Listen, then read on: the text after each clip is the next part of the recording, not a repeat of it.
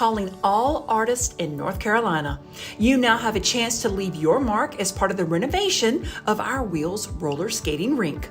Artists and artist teams can submit their qualifications to be considered for this site-specific exterior public art installation through 11:59 p.m. on Friday, September 29th. Wheels Roller Skating Rink has served the community since 1980 and recently closed for renovations. The rink will reopen in 2024 and is part of the overall redevelopment of the former Wheels Fun Park. We're looking for an artist or artist team that has experience in creating work through community engagement that documents community history, shared culture, and activities. A total project budget of $143,000 has been allocated for engagement, fabrication, and installation. To learn more, visit durhamnc.gov/5132. If you're a student in Durham aged 13 to 18, you're invited to enter this year's Imagine a Day Without Water video contest. The contest is hosted by the Value of Water campaign and gives you the chance to learn more about where your water comes from and where it goes. You can do that and win cash prizes by creating a short video depicting how your life would be impacted by a day without water. The video can focus on infrastructure, the environment, consumption, or conservation, and can be fun and lighthearted or serious and reflective. The main thing is that the message conveys the importance of water.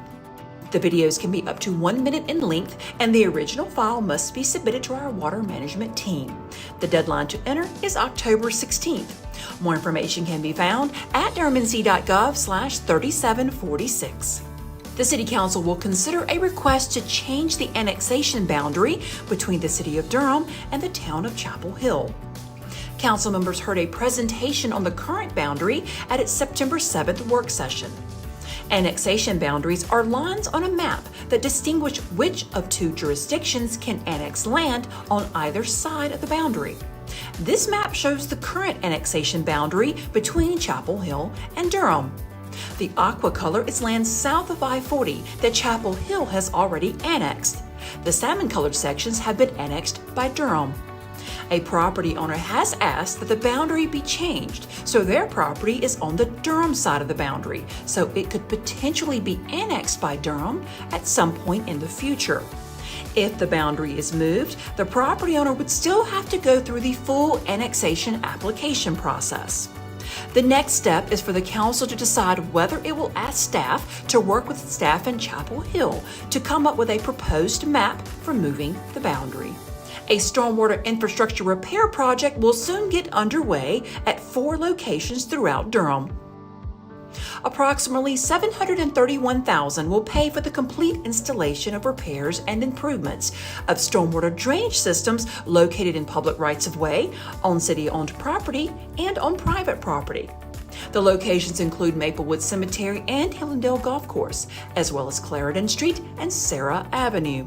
Work at the latter two is being performed as part of the Private Drainage Assistance Program. That program allows limited assistance to private property owners where stormwater drainage systems have reached the end of their useful life. In these cases, the systems have become compromised and are threatening existing inhabited or occupied buildings and structures. The eligibility criteria for the program can be found in Section 70-685 of the Durham Code of Ordinances. Our fire department will continue to participate with a regional urban search and rescue program to provide an immediate response to any potential disasters. Our department has worked with the Raleigh and Chapel Hill fire departments since 2003 to provide a specialized team to respond to large-scale incidents involving search and rescue. Some of the situations that the team has responded to previously include building flood zones caused by hurricanes, land search events for missing people, and to help us with a building collapse due to a gas explosion in April of 2019. To continue this partnership for another 10 years, the City Council recently approved an agreement that would pay $61,000 a year to the City of Raleigh to go toward the funding of the team. There is no additional financial impact on us because this funding was already included in this year's budget. More information about our Durham Fire Department can be found at durhamfd.org.